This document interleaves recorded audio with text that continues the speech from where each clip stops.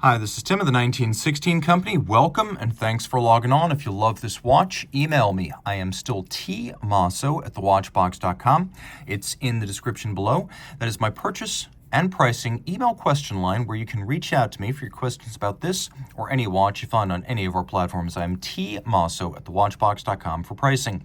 Today we discuss a long-running classic, the Audemars Piguet Royal Oak 14790 ST. Now this was the long-running mid-size automatic. And the example you're looking at right here is an E-series that was retailed in the year 2000. So believe it or not, this familiar timepiece is now borderline vintage. 36 millimeters in diameter. It is 8.3 millimeters thick from lug tip to lug tip. If we're just measuring the case, 46.5 millimeters.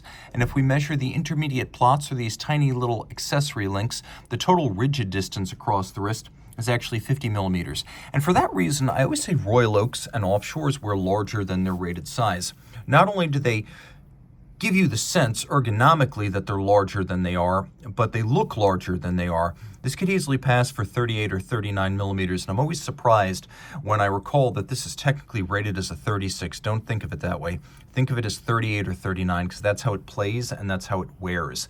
My wrist is 16 centimeters in circumference. You can see I have plenty of clearance between the edge of the case and the edge of my wrist, so I could recommend this watch for a wrist as small as 14 centimeters circumference, and you might be surprised that I didn't say 13 or 13 and a half, but really this watch doesn't wear super compact. It's not the kind of thing that I assume every lady will be able to wear, so smaller male wrists and larger female wrists, but if you need a smaller Royal Oak than this, there are lady-specific examples. This is more of a unisex.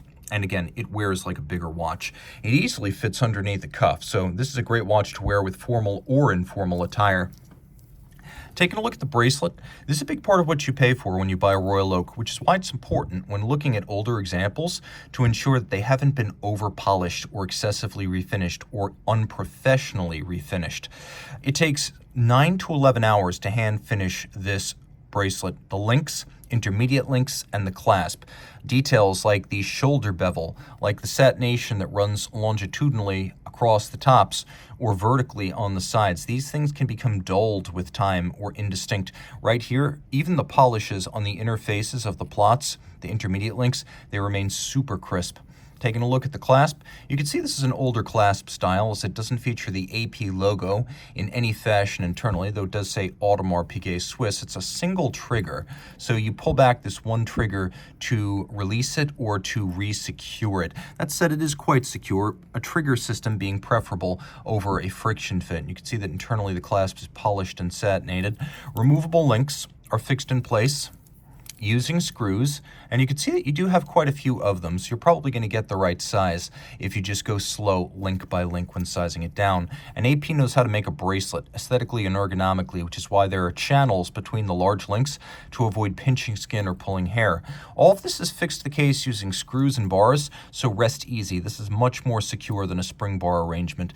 The flow of the case into the lugs into the bracelet is indicative of the original designer's love for jewelry first and foremost, as Gerald Genta, who created the first Royal Oak in 1972, proclaimed himself to be a jewelry designer by choice and a watch designer by accident. So jewelry was his first passion and his métier.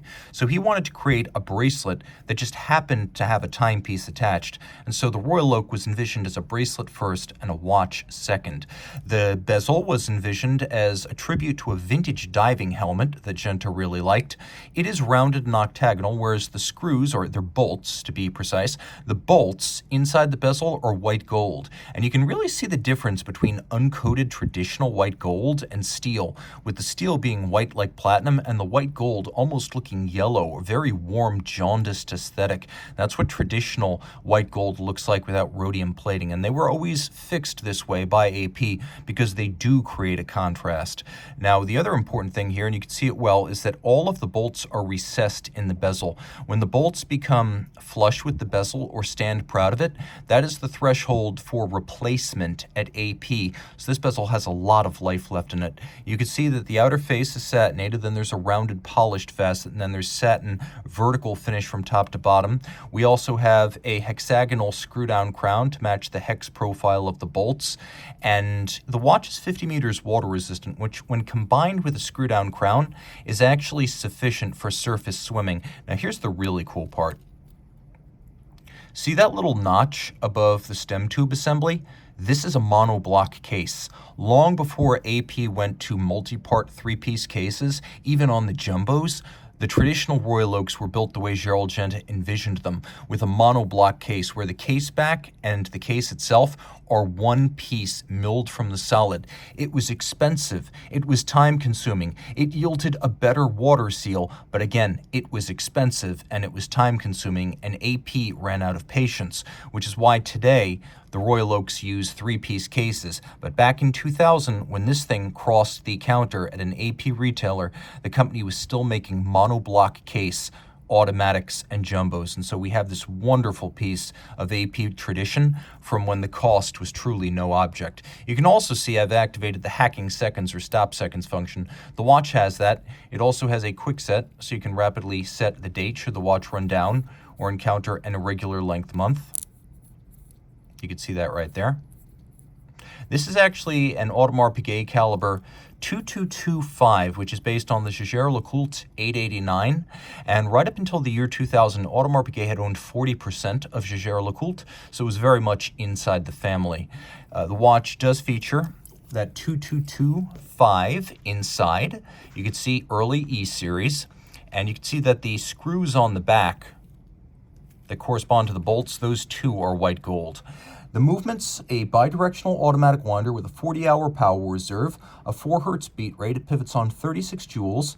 It has a relatively thin profile of only 3.25 millimeters, so it's thin and fine and high horology. You've got the quick set date, the stop seconds. The 36 joule count is exceptionally high for a simple automatic with a date. So this was cost no object by JLC, which is why they included 5-position adjustment, which is chronometer standard and very impressive. They also used 22-karat gold rotor masses at the time with considerable hand finishing of the calibers, both those used by JLC and delivered to companies like AP. The dial is a pantograph cut tapisserie, and back when this dial was made, they probably came from Stern Frères, which was the dial company originally owned by the Stern family, latterly of Patek Philippe. But Stern Frères, which today is a Richemont company, back in 2000 was making the tapisserie dials for Audemars Piguet the old-fashioned way, cutting them on a pantograph, which is a mimicry engine that takes a big template of this intricate hobnail and then duplicates it on a tiny brass blank to create this dial. Now, this is one of the scarcest and most sought, as it is the blue version. We have white gold logo, indices, and hands, so they won't oxidize or tarnish over time. And this is well past the changeover from tritium to luminova at Audemars Piguet, so this is very much a modern dial that glows and can be read in the dark. Artisanally crafted in every regard, inside and out. This is an enduring classic and a highly sought Audemars Piguet Royal Oak model in outstanding, minimally refinished condition.